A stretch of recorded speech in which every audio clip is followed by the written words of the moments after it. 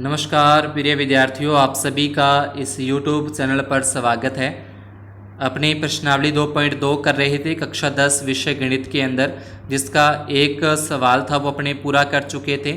उसके बाद बचा हुआ एक छोटा सा जो सवाल है प्रश्न संख्या 2, इसके अंदर अपने को बहुपद के शून्य को अपने को दे रखे हैं। जो बहुपद के शून्य का अपने पिछली क्लास के अंदर निकाले थे वो इस प्रश्न के अंदर अपने को दे रखे हैं और यहाँ से अपने को बहुपद बनाना है, यानी कि उल्टा करना है पहले सवाल का। पहले सवाल में अपने को बहुपद देकर उसके शून्य ज्ञात करने थे, इसमें शून्य के दे रखे हैं और बहुपद ज्ञात करने हैं। तो सबसे पहले अपने को प्रश्न के अंदर अपने दे रखा है 1/4 और माइनस का 1 शून्यकों का योगफल का अगर अपने सूत्र देखें तो अल्फा प्लस बीटा बराबर माइनस b/a होता है। ये शून्यकों का योगफल ज्ञात करने का फॉर्मूला है, बराबर 1/4 अपने को जो यहाँ पे प्रश्न में दे रखा है। दूसरा है शून्यकों का गुणनफल, जो कि अल्फा गुना बीटा बराबर c/a होता है, जो कि अपने को दे रखा है माइनस का 1 दे रखा है। तो यहाँ से समीकरण 1 और समीकरण 2 बन गई। अब समीकरण 1 व 2 के अंदर जो a का मान है, दोनों के अंदर जो a का मान है, इन दोनों को अपने सेम करते हैं। a का मान बराबर करने के लिए समीकरण 2 को 4 से गुणा कर देते हैं। तो समीकरण 2 है, तो उसके अंदर अपने पास ये पूरी की पूरी समीकरण 2, तो इसमें क्या था अपने पास माइनस का 1 आया था, इसको 4 से गुणा करें तो 4 से गुणा करने पर यह आ जाएगा माइनस के 4 और बटे में 4 एकम 4। तो इसके अंदर क्या हुआ कि a का मान इसमें भी 4 है, a का मान इसके अंदर भी 4 है, तो दोनों में a का मान एक जैसा आ गया। अब दोनों की आपस में तुलना करते हैं तो a का मान तो अपने पास 4 है, b का मान यहाँ से देखें तो b का मान यहाँ पे है प्लस का 1, लेकिन ये माइनस का निशान इसके साथ लग जाएगा, यहाँ से हटा देंगे माइनस के निशान, तो b का जो मान है वो आ जाएगा -1 और c का मान भी अपने पास आ जाएगा -4। यहाँ से c का मान -4। ये a b c के मान अपने पास आ चुके हैं। और जो द्विघात बहुपद होता है, यानी कि ये अपना द्विघात बहुपद है, समीकरण नहीं, तो मूल द्विघात बहुपद का ये व्यापक रूप है। इसके अंदर अपने a b c के मान रखने पर, यानी कि a का मान रखा, b का मान -1 और c का मान 4, तो ये क्या प्राप्त होता है, ये अपने को द्विघात बहुपद प्राप्त हो जाता है।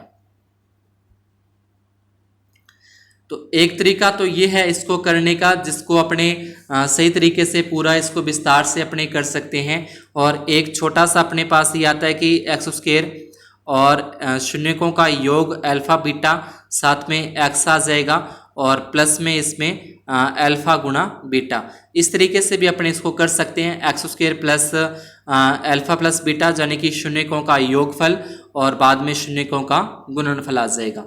तो यहाँ से अपने अल्फा प्लस बीटा का जो मान अपने को दे रखा है, इसके अनुसार जो भी आपको सूत्र बताया उसके अनुसार अगर अपने निकालें कि x² और उसके बाद अल्फा प्लस बीटा x और साथ में अल्फा गुना बीटा, ये एक द्विघात बहुपद करने का शॉर्ट तरीका है, शॉर्ट रूप है। तो x² minus alpha plus beta का मान अपने पास है 1/4 और साथ में x आ जाएगा, फिर प्लस अल्फा गुना बीटा का मान अपने पास है -1। तो इसको अपने हल करें, x², इस 1 का x के साथ गुना करें तो x हो जाएगा और प्लस को माइनस से गुना करें तो माइनस और इसके बटे में 4 है। अब ये बटे वाला 4 इसके साथ भी गुना कर दें और इसके साथ भी गुना कर दें, या फिर इसको अपने लघुत्तम लेके सॉल्व कर सकते हैं। तो ये हो जाएगा 4x² -x और -4। तो ये अपने पास क्या आ जाता है, एक द्विघात बहुपद प्राप्त हो जाता है। दोनों में से किसी भी एक तरीके से अपने इसको कर सकते हैं।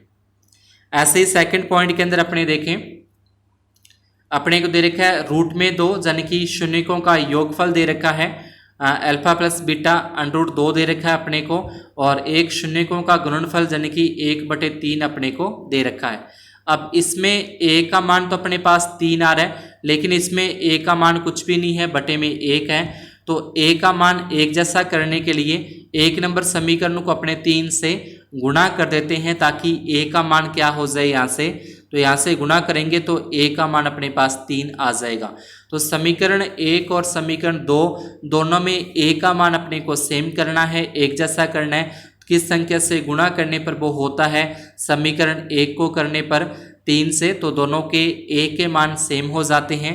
इसके बाद अपने इसकी तुलना करके ABC के मान है वो निकाल लेते हैं। तो a का मान तो अपने पास 3 आ जाएगा, b का मान अपने पास माइनस के 3√2 आ जाएगा और c का मान आ जाएगा 1। इसको अपने जो द्विघात बहुपद है, यहाँ पे बहुपद लिखना है, द्विघात बहुपद ax² + bx + c में ABC के मान रखने पर ही अपने पास क्या आ जाता है, 3x² माइनस के 3√2x और प्लस में 1, ये एक द्विघात बहुपद प्राप्त हो जाता है। और इसको अपने शॉर्ट रूप के अंदर अगर अपने लेना चाहें, x² minus alpha plus beta x और प्लस में अल्फा गुणा बीटा, x² आ जाएगा माइनस अल्फा प्लस बीटा का मान अपने को दे रखा है √2, साथ में x है, प्लस में अल्फा गुणा बीटा का मान दे रखा है 1/3। तो ये हो जाएगा x² माइनस के √2x और प्लस में 1/3। अब ये बटे में 3 है, इनके बटे में 1 लगाकर इसका लघुत्तम लेके इसको सॉल्व करेंगे तो ये हो जाएगा 3x², 3√2x और प्लस में 1। तो ये क्या हो जाएगा, एक द्विघात बहुपद अपने को प्राप्त हो जाता है। इसी प्रकार से आगे तीसरे पॉइंट के अंदर अपने को शून्यकों का योगफल दे रखा है 0, इसके बटे में 1 लगा दिया।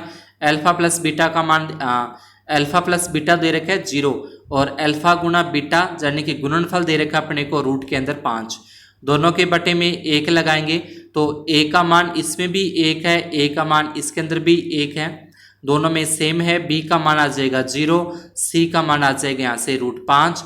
तो ये ABC से समीकरण 1 व 2 दोनों से ABC के मान आ जाएंगे, a का मान 1, b का मान 0, c का मान √5। और इसको अपने क्या करना है, द्विघात बहुपद के अंदर इसको अपने ax² + bx + c में ABC के मान रखने पर, तो ABC के मान यहाँ पे a का मान 1 है, b का मान 0 है, c का मान √5 है। तो 0 से गुणा करेंगे 0 हो जाएगा, तो अपना सीधा जो बहुपद है x² + के √5 आ जाते हैं। इसी प्रकार से चौथे पॉइंट के अंदर अल्फा प्लस बीटा का मान 1 है, अल्फा गुणा बीटा का मान भी 1 है, तो ABC के जो मान है वो 1 आ जाएंगे और इसकी जो द्विघात बहुपद बनेगा वो आ जाएगा 1x² माइनस का x और प्लस का 1। ठीक है, तो इस तरीके से अपने को जो द्विघात बहुपद है वो प्राप्त हो जाते हैं। ये थी अपनी प्रश्नावली 2.2 का दूसरा प्रश्न, जिसके 4 प्रश्न अपने को करने थे। अगर आपको वीडियो अच्छा लगा हो तो वीडियो को लाइक ज़रूर करें और चैनल पर नए हो तो चैनल को सब्सक्राइब करके ज़रूर जाएं, बेल आइकन को प्रेस करके ऑल पर सेट कर दें ताकि जैसे कोई नेक्स्ट वीडियो अपलोड होता है उसका नोटिफिकेशन आपको मिलता रहे। धन्यवाद, शुभ दिन।